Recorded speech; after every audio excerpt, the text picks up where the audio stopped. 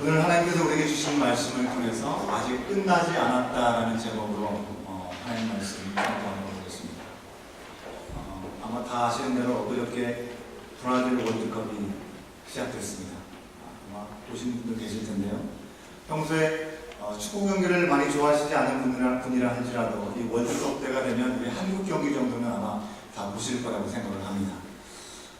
축구 매니아들은 뭐 꼭 우리나라가 아니더라도 어느 나라든지 이렇게 이 경기들을 이렇게 관람하게 되는데요. 저희 교회 우리 청년들, 우리 젊은 집사님들도 이 페이스북을 통해서 또 카카오톡을 통해서 어디서 실시간으로 이 경기를 볼 수 있는지 서로 나누는 것을 또 볼 수가 있었습니다.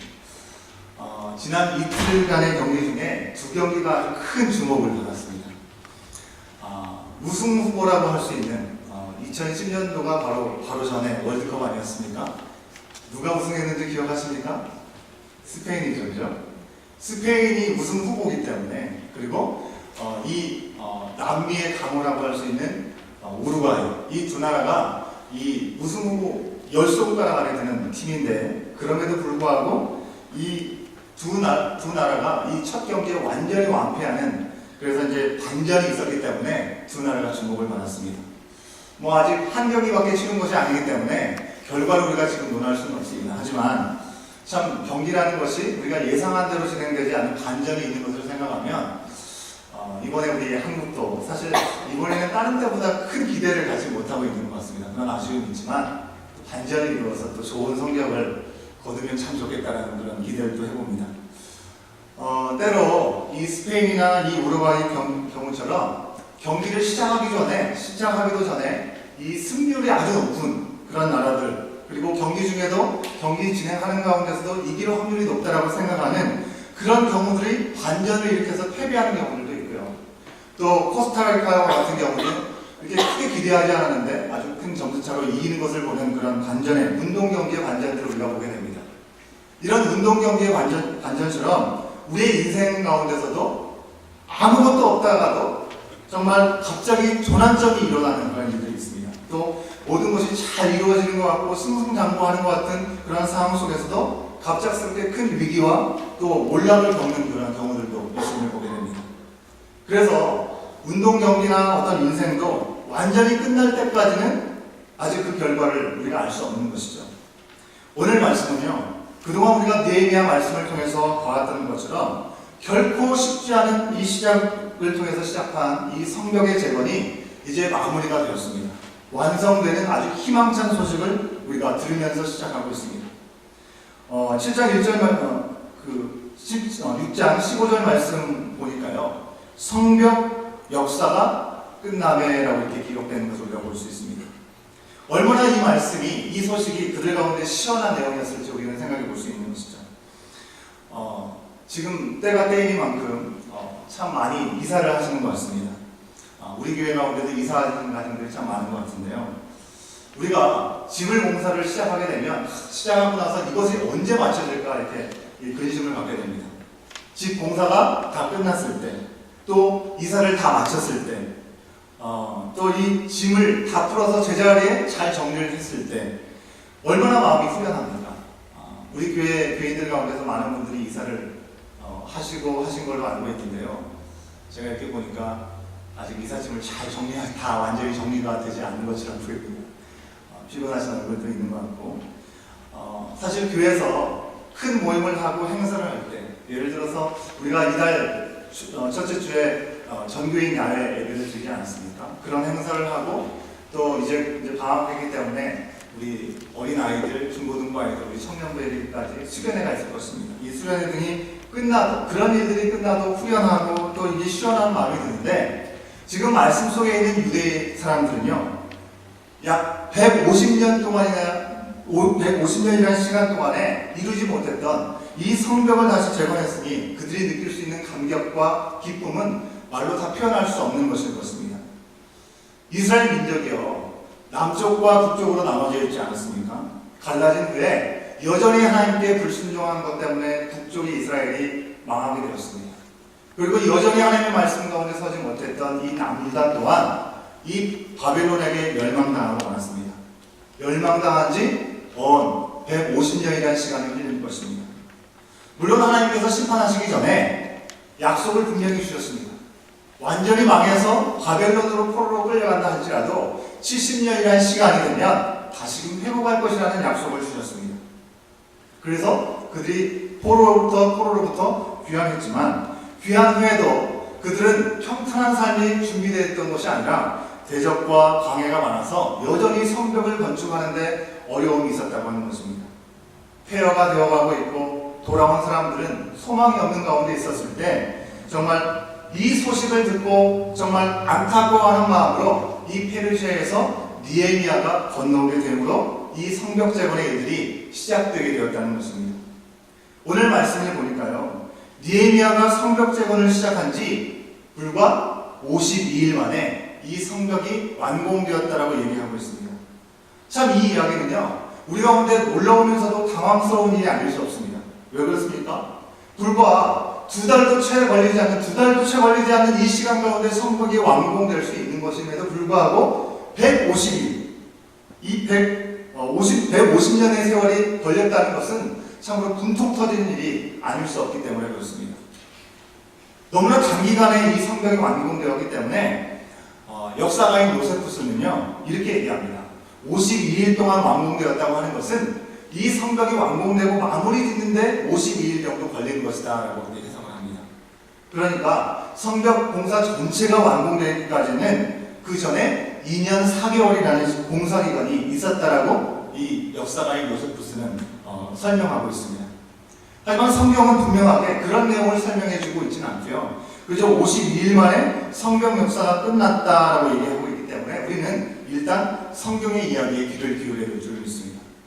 실제로 이 성벽의 둘레가요 6.4km 정도 된다고 합니다.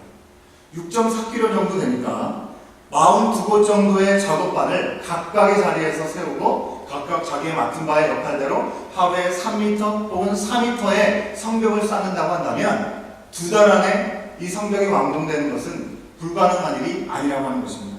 물론 쉽지 않은 일입니다. 하지만 전혀 가능하지 않은 일이 아니라는 것입니다. 우리가 이미 앞선 말씀에서 살펴본 대로 유다는 성벽 재건하는데 얼마나 많은 어려움이 있었습니까? 대적들이 위협을 했죠. 그래서 늘 어려움이 있었습니다. 하지만 분명한 것은 이런 대적들의 위협이 있었기 때문에 긴장감을 놓을 수 없었을 것입니다. 이 긴장의 끈을 놓지 않고 힘써 일해서 공사기간이 단축되었을 것이라는 것을 우리가 충분히 예상해 볼 수 있는 것입니다. 제가 이렇게 말씀드린다고 해서 이 대적들 때문에 공사가 빨리 이루어졌다라고 말씀드리는 건 아닙니다. 요즘 우리가 말을 잘해야 되는 것 같습니다. 사람이 죄악 가운데 잘못된 길을 간다 할지라도 우리 하나님께서는 선하신 분이시기 때문에 우리의 죄악까지도 선하게 이끌어 가시는 하나님의 능력을 갖고 계신 분이십니다. 이 하나님의 능력을 마치 하나님께서 이 악을 허용하시고 이 모든 악 가운데 그것을 계획하시고 그것을 조장하시는 하나님으로 잘못 말하는 견해들이 있기 때문에 그렇습니다. 예를 들어서 가룟 유다가 예수 그리스도를 은삼십에 파는 것 하나님의 계획이었다고 말하는 것은 잘못된 말인 것이죠. 우리 민족이 일제 식민지하에 있었던 것, 6.25의 전쟁을 겪었던 것, 세월의 참사가 일어난 것, 그것도 다 하나님의 계획 가운데 일어나는 것이고 그것이 하나님의 은혜라고 얘기하는 것은 결코 있을 수 없는 큰일 날 말이라고 하는 것입니다. 절대로 하나님의 은혜로 위기에 처한 일의 그 결과가 좋게 변했다고 해서 그 중간 과정에 있었던 우리 인간의 죄악된 모습의 사악한 개교라든지 회방들을 인정할 수 있는 것이 아니라는 것입니다. 마치 그것을 주님의 뜻으로 정당화하는 오류를 범해서는 안 되는 것입니다. 악한 대적의 회방이 분명히 이들 가운데 있었습니다. 하지만 느헤미야와 유다는요, 우리 하나님이 우리를 위해서 싸우시려는 그 믿음을 가지고 어떤 위기와 어떤 억울한 상황 가운데서도 주님께서 그것을 알고 인도하실 거라는 그 믿음을 가지고 구했기 때문에 그들이 모든 고난과 핍박에도 오히려 속도를 내어서 이 일들을 완공했다는 것을 우리가 기록할 수 있어야 되는 것입니다. 이 재건 기간은요, 느헤미야의 기도의 응답으로 바로 아닥사스다 왕에게 자기의 민족의 처지를 호소하고 또 총독으로 임명을 받아서 이 예루살렘에 가기까지의 2개월에서 3개월의 시간보다도 짧은 시간 동안에 이루어진 일이었다는 것입니다. 느헤미야는요, 하나님의 뜻대로 하는 분신 가운데 바로 민족의 어려움을 알고 그 어려움을 하나님 해결해달라는 그 기회를 달라고 구하기까지 4개월이라는 시간이 그에게 필요했습니다. 그리고 총독으로 파송을 받아서 예루살렘 오기까지 거의 3개월이라는 시간이 필요했습니다.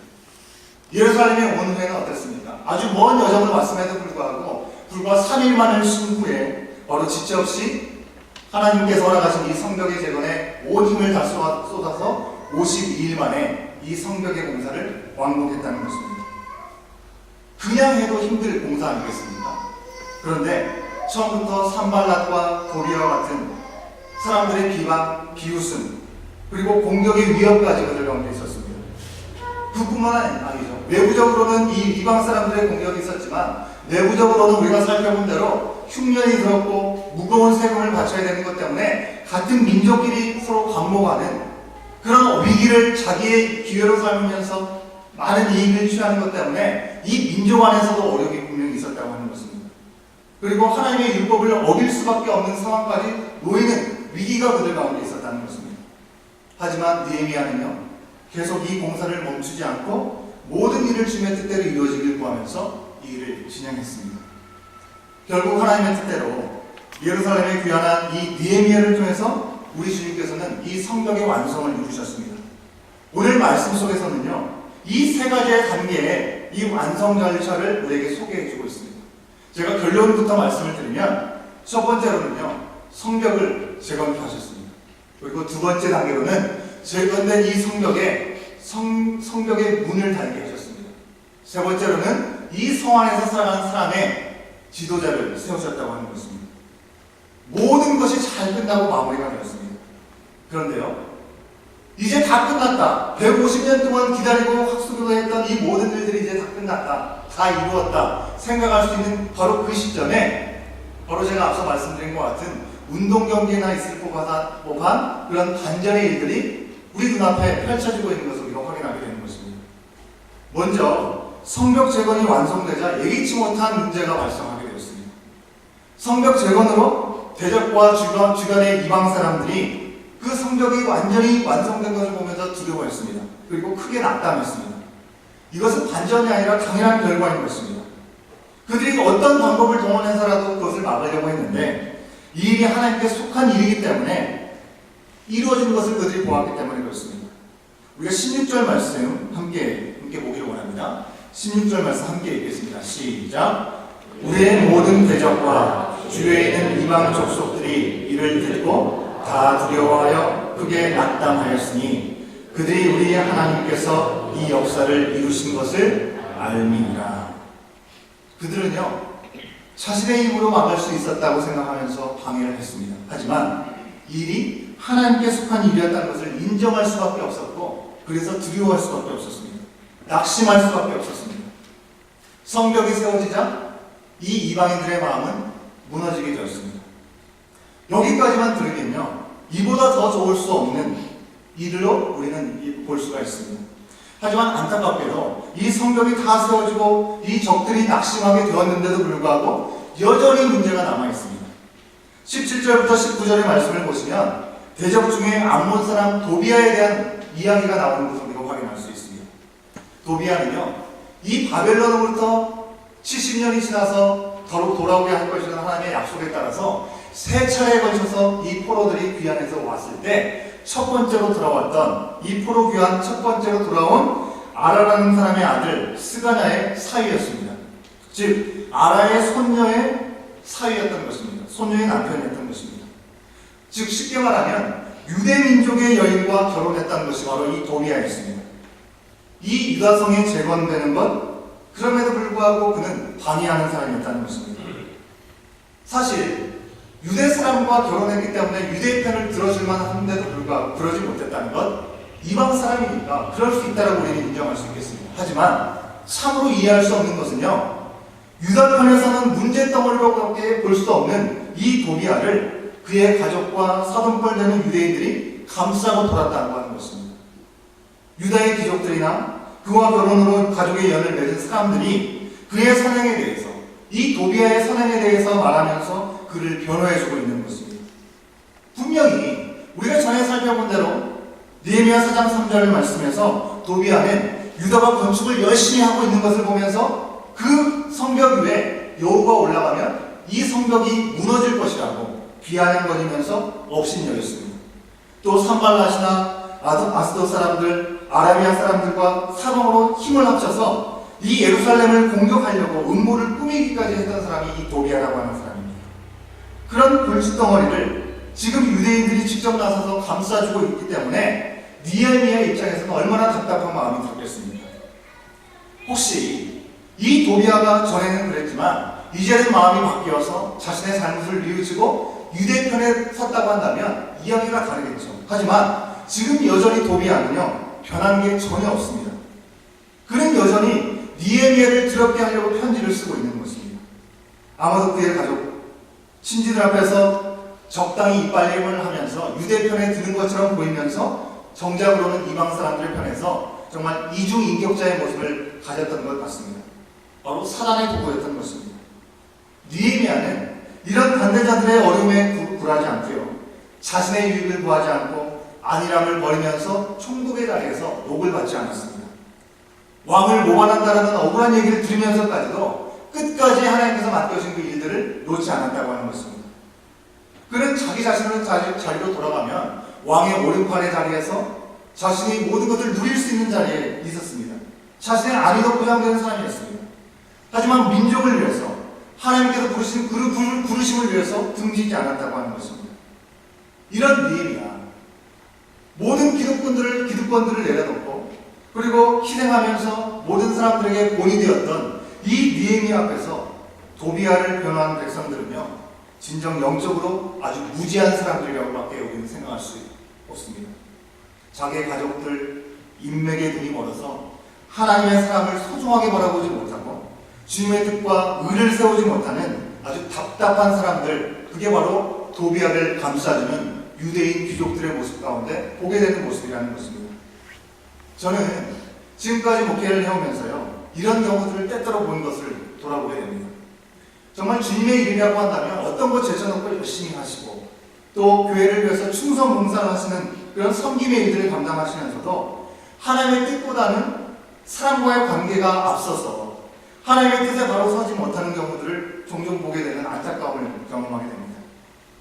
그 사람이 내 자녀일 경우에, 내 가족일 경우에, 정말 내가 정말 가까이 생각하는 가까운 지인일 경우에 영적으로 그것을 잘못하고 있음에도 불구하고 그것을 그저 눈 감아주고, 심지어 이단에 빠졌음에도 불구하고 그것을, 그 사람을 아끼는 마음, 그 마음만을 가지고 일정 부분을 타협하면서 적당히 넘어가려고 하는 그런 모습들이 있는 것을 보게 된다는 것입니다. 과연 그것이 진정 가족들과 그 사랑하는 사람들을 위하는 것이 아닌데도 말입니다. 느헤미야 3장 4절과요 30절 말씀을 보시면 이 도비아의 사돈 무술람이라는 사람이 성벽 재건을 위해서 아주 열심을 다했다는 기록이 나와 있는 것을 볼 수 있습니다. 이 무술람은요, 느헤미야를 통한 주의 일에 협력을 해서 성벽 재건에 아주 열심히 있는 일꾼이었던 사람이었습니다. 그러나 이 사람이 도비아에 관해서는 필요 이상으로 너그러운 마음을 가지고 동맹하였다라고 18절 말씀에서 기록하고 있는 것을 우리가 볼 수 있습니다. 우리가 하나님의 일 앞에서 우리의 감정과 우리의 연줄, 우리의 유익을 내세우면요, 이처럼 분별력을 잃고 어리석음에 빠질 수밖에 없다는 것입니다. 우리는 오직 악한 영의 속임수에 대항하면서 진정 우리 자신과 우리 주변을 사랑하는 그 길은 바로 주님의 뜻이 온전히 서는 것, 그것을 구하는 것밖에 없다는 사실을 우리가 기억할 수 있어야 되는 것입니다. 이처럼 느헤미야는 다 끝난 줄 알았던 성벽 재건의 마무리 앞에 또 다른 문제를 바라보게 되었다는 것입니다. 그들의 성벽은 멋들어지게 잘 세워졌습니다. 하지만 안타깝게도 그들의 영성은 아직 온전히 세워지지 않았다는 것입니다. 그러므로 그들을 향한 하나님의 역사는요, 아직 끝나지 않은 것입니다. 다음으로 성문을 달아서 공사가 마무리되는 것 같았습니다. 하지만 거기에도 문제가 있었습니다. 그동안은 성문을 달지 못했기 때문에 성문을 끝까지 지키지 않으면 얼마든지 사람들이 침노해 올 수 있는 상황이었습니다. 그렇기 때문에 철저히 파수를 했습니다. 그런데요, 성문을 달고 나면 어떻겠습니까? 이제 성문이 다 달렸으니까 우리가 안이한 마음을 가지고 또 방심하는 그런 마음을 가질 수 있게 되는 것입니다. 이 문제는 비교적 쉽게 해결할 수 있었습니다. 7장 3절 말씀을 우리 함께 확인해 보도록 하겠습니다.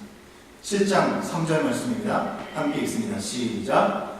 내가 그들에게 이르기를 해가 높이 뜨기 전에는 예루살렘 성문을 열지 말고 아직 파수할 때 곧 문을 닫고 빗장을 지르며 또 예루살렘 주민이 각각 자기가 지키는 곳에서 파수하되 자기 집 맞은편을 지키게 하라 하였노니. 이 말씀에서 우리가 알 수 있는 것처럼요, 보통 다른 성들은 높이 해가 뜨기 전에 미명의 시간에 성문을 다 열어놓습니다. 하지만 그 시간이야말로 가장 대적으로부터 침입을 받을 수 있는 시간이기 때문에 이 유다의 성문은 해가 높이 떠서 모든 사람들을 잘 구별할 수 있는 그 시간까지 닫아놓기로 하는 것입니다. 또 평소에 문을 닫았을 때 그냥 닫아놓기만 하는 것이 아니라 빗장을 지르고 주민들이 각각 자기가 사는 구역을 아주 철저하게 지키는 파수꾼이 되게 하였다는 것을 우리가 말씀을 통해서 볼 수 있습니다. 느헤미야는요, 유다 전체가 성벽을 짓는 동안에 한 손에는 도구를 들고 한 손에는 무기를 들고 지키도록 했던 것 그 모습 그대로 성벽이 완성되고 성문이 완성된 그 후에도 긴장을 늦추지 않고 잘 지킬 것을 그들에게 요청했다고 하는 것입니다. 마지막으로 성에서 일할 사람들을 세우는 과정 가운데서도 문제가 드러났습니다.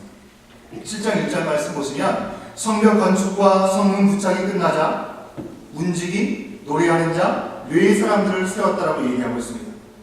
여기서 의아한 것이 하나 있습니다. 그것은 뭐냐면요, 지금 이들이 완성한 것은 성전이 아니라 성벽이라고 하는 것입니다. 성벽을 완성했는데 왜 레위인들을 그 가운데 세웠는지 의문을 가질 수 있습니다. 이 부분에 대해서 주로 두 가지 해석이 있습니다. 당시에 이 바벨론으로부터 귀환했던 사람들, 이 사람들은 이 예루살렘의 재건을 도울 수 있어야 되고 그들을 섬길 수 있는 사람들이었기 때문에 주로 레위인과 제사장 그룹이었기 때문에 그들이 세워진 것이라고 얘기를 하기도 하고요.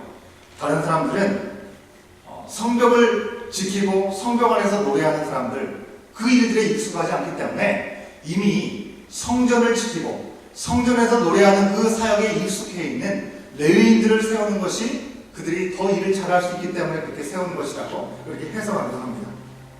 이유야 어찌됐든지 하나님께서 세우신 그 땅을 위해서 선택받은 레위인들이 그 성벽을 지키고 그곳에서 맡겨진 일들을 감당하는 일에 쓰임받게 되었습니다. 그리고 이 사람들을 지도할 수 있는 지도자들이 세워졌습니다. 그 사람들은 바로 이 느헤미야의 이 동생이기도 했죠. 느헤미야가 이 페르시아에서 자기 나라의 어려운 상황들을 전해주기 위해서 왔던 하나니가 바로 그 중에 한 사람이었고요. 또 영문의 관원을 맡았던 이 성을 다스리는 귀족 지도자였던 하나냐가 바로 그들을 지도하는 지도자로 세움을 받게 되었습니다. 그런데 그들이 세워지는 조건이 무엇이었는지 우리가 분명하게 볼 수 있어야 되겠습니다. 그들을 어떤 조건으로 세웠습니까? 7장 2절 말씀을 우리가 함께 확인해 보겠습니다. 7장 2절 말씀 함께 읽습니다. 시작. 내 아우 하나니와 영문의 관원 하나냐가 함께 예루살렘을 다스리게 하였는데 하나냐는 충성스러운 사람이요 하나님을 경외하니 우리 중에서 뛰어난 자라. 아멘. 여러분은 내 가족이나 내 일터에서 혹은 우리 교회나 우리 사회에서 그리고 나라를 위한 사람을 뽑을 때 무엇을 보고 뽑으십니까? 그 사람이 정말 충성스러운 사람인지 우리가 볼 수 있어야 되는 것입니다. 여기서 충성스럽다고 하는 것은요, 진실되고 한결같다라는 그런 말을 의미하는 것입니다. 늘 한결같고 하나님을 두려워하고 사랑할 줄 아는 특별한 사람을 뽑는다고 한다면 지금 비록 그가 현실적인 능력이 조금 부족하고 모자란다 할지라도 문제가 없는 것입니다. 하지만 아무리 능력이 있고 재주가 있다 할지라도 하나님을 두려워할 줄 알지 못하고 그리고 변덕이 심한 사람은 신뢰할 수 없는 것입니다. 느헤미야는 바로 이런 하나님을 경외하고 충성됨이 특별한 사람을 뽑았기 때문에 예루살렘에는 큰 문제가 없었습니다. 여기까지는 정말 아무런 문제가 없었습니다. 사람들을 적절하게 뽑았고요. 또 적합하게 잘 세운 것 같습니다. 그런데 문제가 무엇이냐면요, 오늘 말씀의 마지막 절이 있습니다. 우리 7장 4절 말씀 우리가 함께 확인해 보도록 하겠습니다. 7장 4절입니다. 시작. 그 성읍은 광대하고 그 주민은 적으며 가옥은 미처 건축하지 못하였습니다. 광대한 성읍을 지어놨는데 그 속에 거하는 사람이 적은 것이 문제였다는 것입니다. 성이 잘 세워졌지만 그 안에 성을 돌보고 지키면서 살아갈 사람들이 없었던 것입니다. 그러니 성 안에서 자신들의 집을 지어야 하는 그 시점에 성까지 지키고 돌보기까지 하기에는 바로 힘에 겨웠다고 하는 것입니다.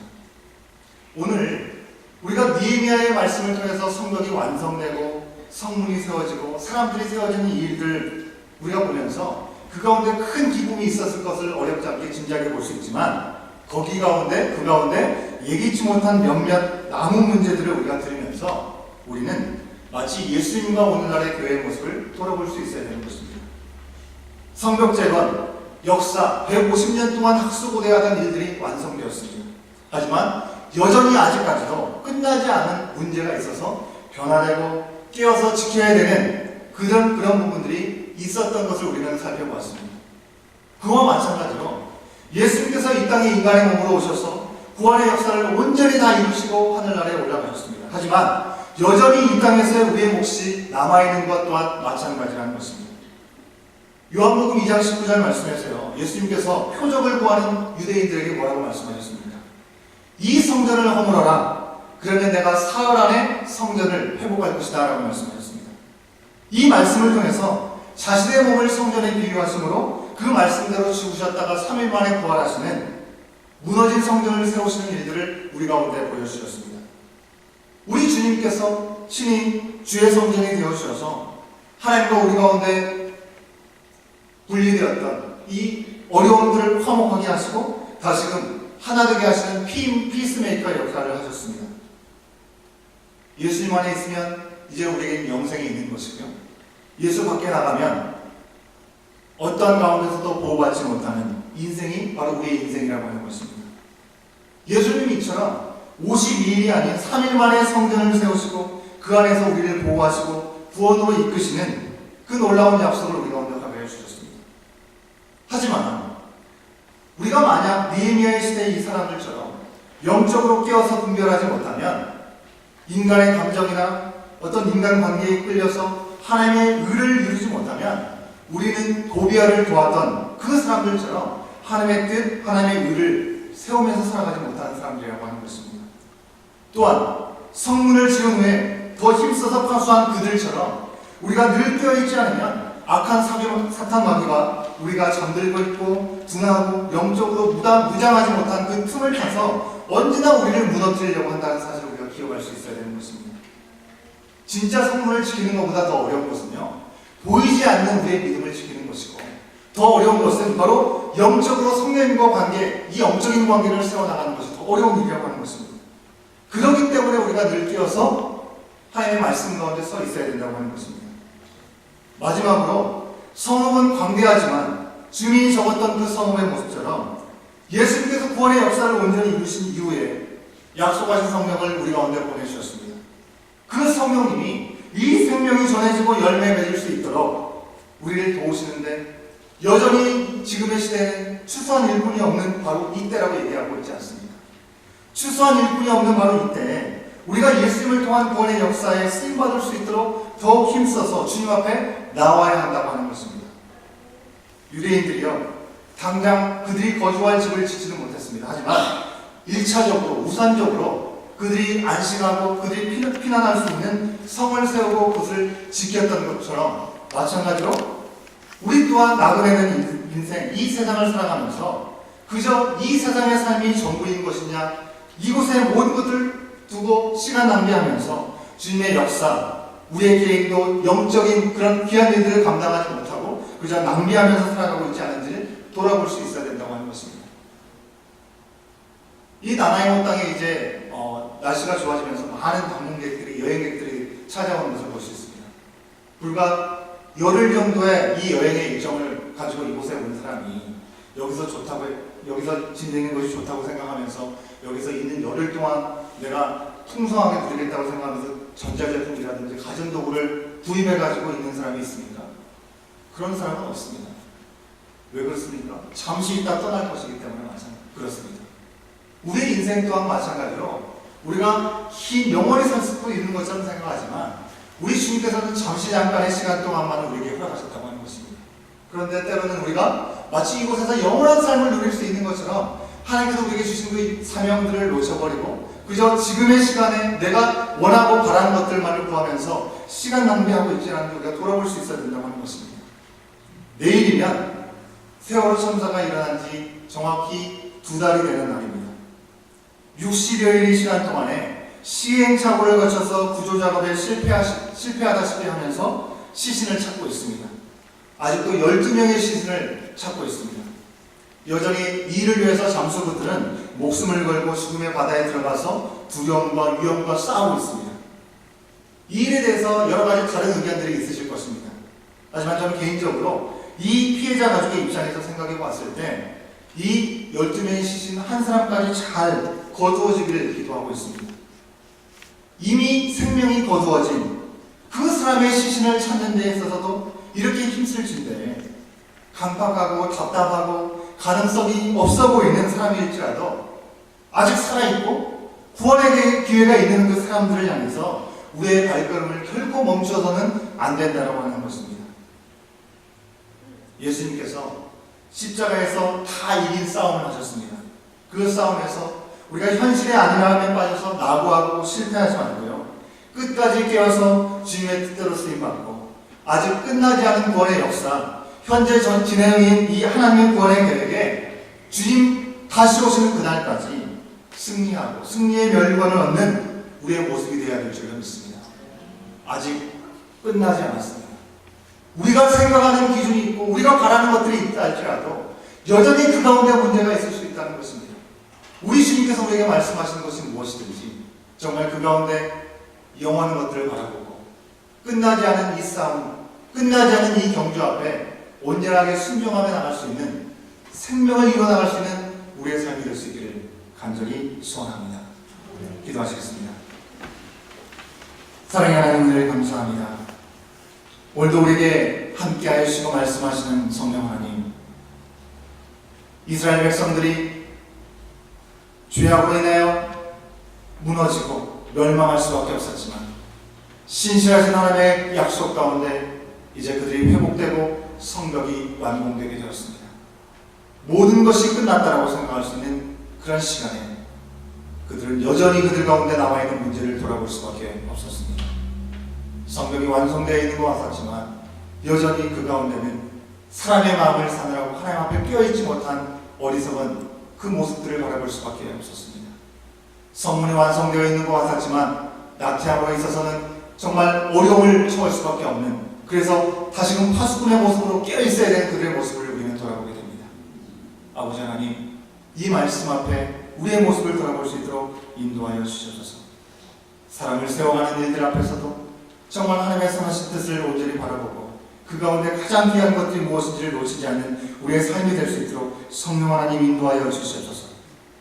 나도 내는 이 땅의 삶을 살아가면서도 그것이 전부인다는 생각하지 않게 하여 주시고 주님의 역사, 영적으로 위험에 처해지는 처해 가운데 있는 그것도 알지 못하는 가운데 아버지 우리가 구하지 않게 하여 주시고 영적으로 깨어서 정말 하나님의 말씀 가운데 생명을 세워나가는 귀한 이들 앞에 먼저 쓰임 받을 수 있는 우리의 모습이 될 수 있도록 성령 하나님 우리를 주장하시고 우리의 발걸음을 인도하여 주시옵소서.